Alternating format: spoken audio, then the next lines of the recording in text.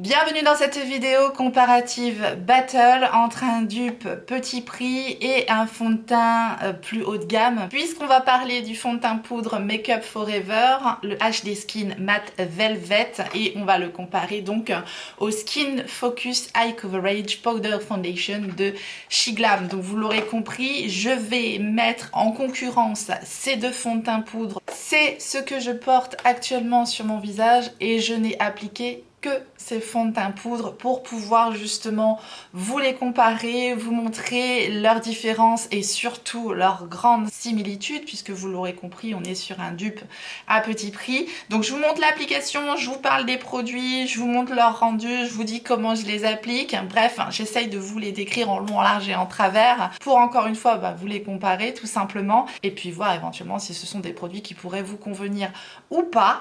Je commence par le fond de teint HD Skin Matte Velvet de Make Up Forever. C'est donc un fond de teint poudre flouteur imperceptible qui nous promet une tenue jusqu'à 24 heures. Je l'ai ici en teinte 2N22. Il est présenté donc dans un boîtier en plastique avec un miroir accompagné d'une houppette avec deux faces dont une face un petit peu plus dense. C'est un produit qui est décliné en 38 teintes. Il est vendu 39,90 € pour 11 grammes de produit sur le site de Make Up Forever. C'est un fond de teint haute couvrance, confortable, qui floute les pores et qui matifie tout en restant ultra naturel. Donc on allie la matité, le naturel, le confort et le côté floutant du produit. Alors je ne l'ai pas testé pendant 24 heures, je l'ai gardé peut-être une dizaine d'heures maximum je pense, le produit.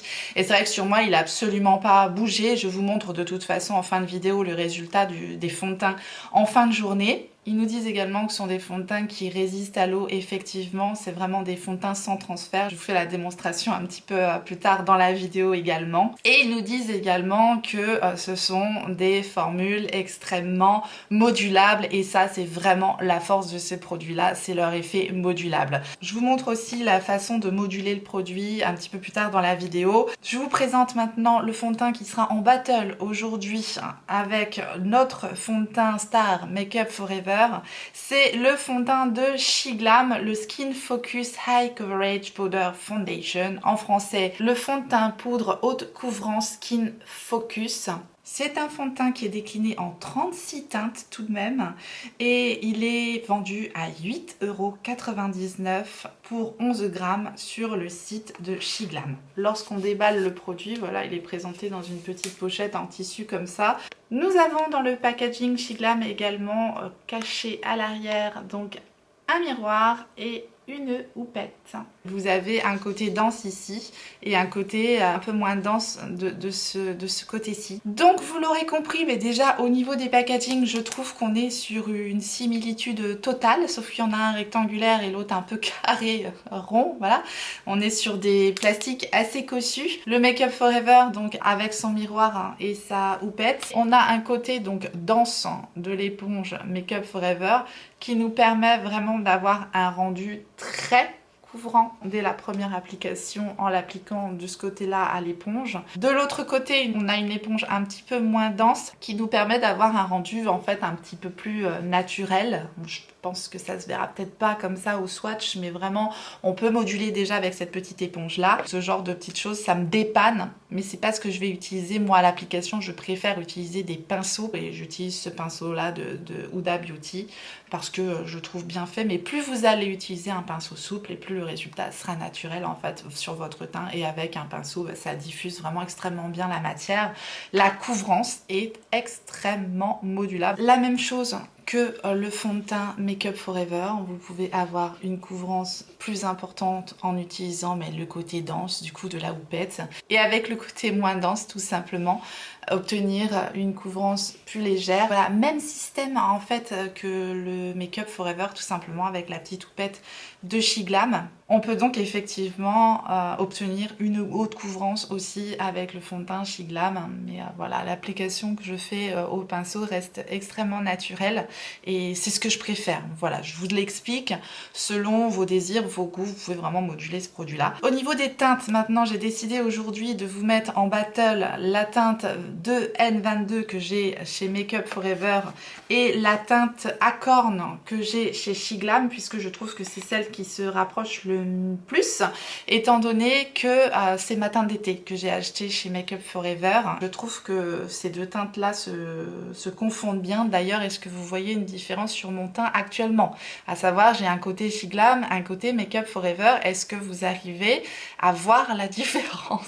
Voilà, je vous montre l'application après des fonds de teint, c'est quand même assez bluffant, franchement. Je vous montre tout de même les deux autres teintes que j'ai du fond de teint Shiglam, puisque encore une fois, celle-ci, c'est ma teinte d'été. Voilà, ça me donne une bonne mine, ça me donne mon teint d'été que je n'ai pas pour le moment, mais j'avais envie vraiment de le comparer, vous l'aurez compris, avec la 2N22 de Make Up For Ever. Celle-ci est peut-être un petit peu claire, ça c'est la teinte Shell. Sur la main, ça fonctionne pas trop mal. Si vous savez que vous avez la même carnation que moi en hiver, je pense que la teinte Nude pourra parfaitement vous aller actuellement.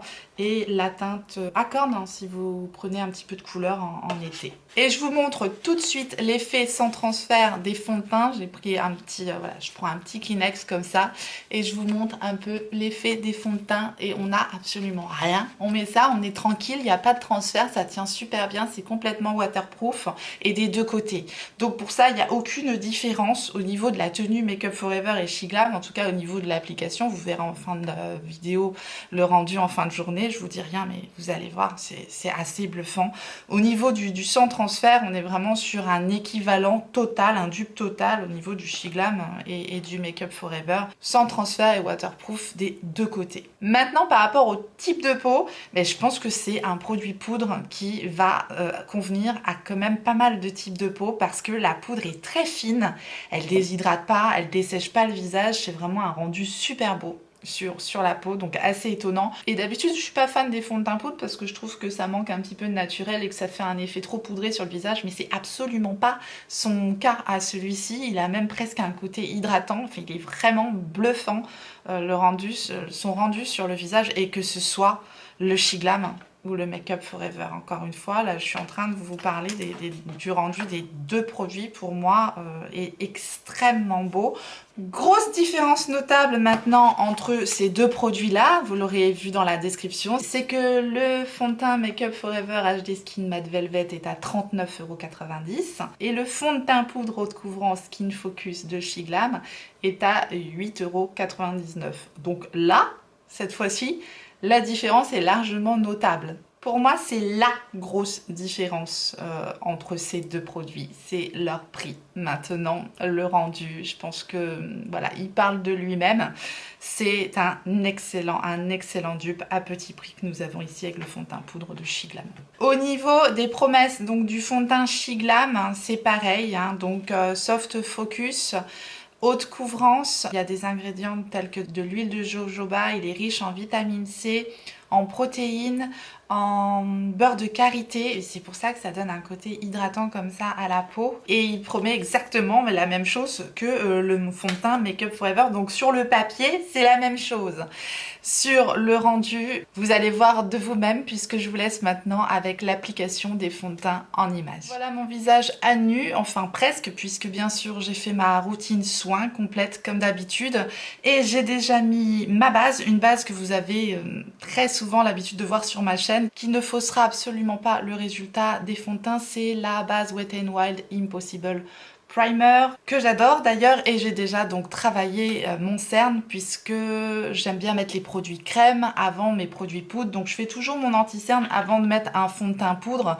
et si je veux utiliser bronzer crème, blush crème, etc., je le fais aussi avant de mettre le fond de teint poudre. Donc voilà, je n'ai mis que ça sur mon visage, je vais maintenant appliquer les fonds de teint et je ne rajouterai rien d'autre, puisque vraiment mon but c'est de vous montrer l'aspect des fonds de teint, le résultat des fonds de teint. Voilà, c'est vraiment pour que vous puissiez vous rendre compte du rendu sur la peau, de la différence, enfin surtout des grandes similitudes qu'ont ces produits là. Donc comme je vous l'ai expliqué, j'aime une couvrance plutôt légère, donc pour mon utilisation je vais l'appliquer au pinceau, mais vous aurez bien compris que plus vous utilisez donc un outil dense, plus vous allez obtenir une couvrance importante sur votre teint. Pour appliquer les poudres, je vais utiliser à chaque fois le même pinceau pour que voilà, le rendu soit vraiment identique.